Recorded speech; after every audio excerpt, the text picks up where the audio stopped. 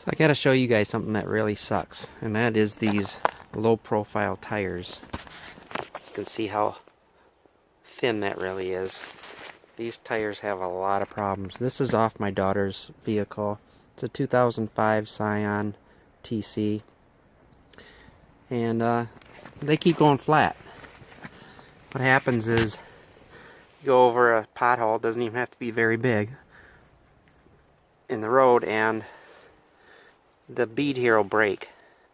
Grime and salt and corrosion gets in there and it doesn't seal. So you literally have to bring it in and have it the tire taken off and have the rim cleaned and then have the tire put back on. Thank goodness it's not an expensive thing. I got this done for 19 bucks.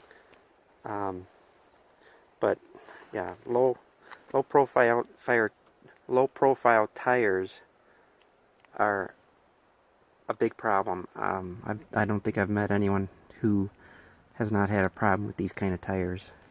So if you gotta have a sporty car, that's what you get.